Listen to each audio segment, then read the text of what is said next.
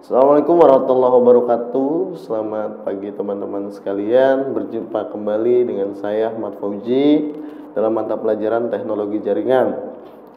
Dan untuk teman-teman khususnya kelas 12 TKJ, jangan lupa menuliskan absensi beserta kelasnya masing-masing di kolom live chat.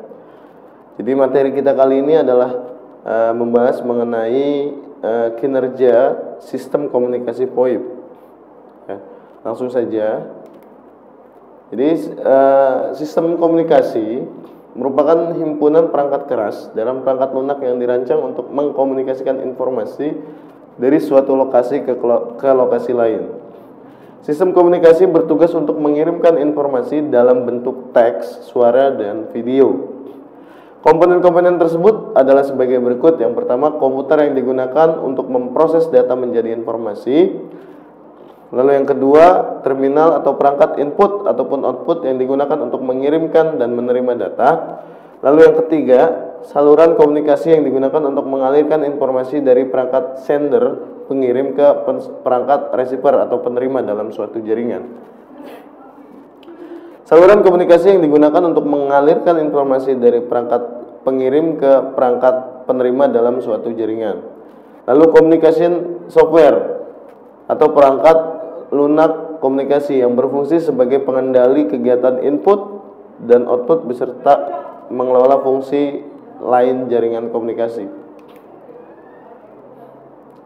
Nah, karakteristik sistem informasi yang pertama adalah kecepatan transmisi. Volume data atau bobot data yang dapat dikirimkan melalui suatu jaringan komunikasi diukur menggunakan satuan bit per second atau BPS. Baud rate adalah satuan ukuran kecepatan transmisi yang mengubah isyarat dari positif ke negatif. Lalu yang kedua adalah metode transmisi. Metode transmisi akan mempengaruhi kualitas sistem komunikasi. Pengirim isyarat-isyarat komunikasi dilaksanakan dengan menggunakan beberapa metode atau konvensi yang diperlukan agar perangkat komunikasi dapat menentukan kualitasnya. Lalu yang ketiga ada arah transmisi. Untuk data adalah proses untuk melakukan pengiriman data dari salah satu sumber data ke penerima data menggunakan komputer ataupun media elektronik lainnya. Sebelum menggunakan transmisi data atau pengirim data, maka salah satu faktor yang penting untuk diperhatikan adalah konfigurasi atau settingan jalur transmisi datanya. Lalu yang keempat, prosesor komunikasi. Suatu jaringan telekomunikasi memerlukan beberapa piranti prosesor yang berfungsi sebagai pendukung kelancaran proses transmisi data. Prosesor tersebut diantaranya yaitu front end, prosesor, konsentrator, controller, dan multiplex. Nah, itu adalah empat karakteristik sistem komunikasi. Lalu selanjutnya apa sih pengertian dan VoIP? VoIP adalah Voice over Internet Protocol. Merupakan teknologi internet untuk melakukan percakapan suara jarak jauh dengan menggunakan media internet. Melalui media internet, data suara dikonversi menjadi kode digital untuk kemudian diteruskan sebagai paket-paket data dalam jaringan. Atau dengan kata lain, tidak melalui sirkuit analog telepon seperti biasanya. Teknologi yang dikembangkan memungkinkan untuk membangun sentral telepon sendiri hingga pesawat teleponnya. Teknologi VoIP menjadi dasar dari Next Generation Network atau NGN, merupakan jaringan seluler 4G yang digunakan oleh operator telekomunikasi. Teknik VoIP diadopsi oleh amatir radio untuk menggunakan internet sebagai relay jarak jauh yang dikenal sebagai EXO. Selanjutnya yaitu protokol penunjang VoIP. Yang pertama ada TCP atau IP, Transfer Control Protocol atau Internet Protocol, merupakan sebuah protokol atau aturan yang digunakan pada jaringan internet. Standarisasi diperlukan agar antar komputer terjadi kesepakatan tentang tata cara pengiriman dan penerimaan data sehingga dapat dikirim dan diterima dengan benar. Lalu ada SIP, ada Session Initiation Protocol, adalah suatu protokol signaling pada layar aplikasi yang berfungsi untuk membangun, memodifikasi, dan mengakhiri suatu sesi multimedia yang melibatkan satu atau beberapa pengguna. Sementara sesi multimedia adalah pertukaran data antara pengguna yang bisa meliputi suara, video, dan teks. Lalu yang ketiga ada 323, POIP dapat berkomunikasi dengan sistem lain yang beroperasi pada jaringan paket switch. Agar bisa berkomunikasi, dibutuhkan suatu standarisasi sistem komunikasi yang kompatibel satu sama lain. Salah satu standar komunikasi pada POIP menurut itu adalah H.323. Standar H.323 terdiri dari komponen protokol dan prosedur yang menyediakan komunikasi multimedia melalui jaringan berbasis paket.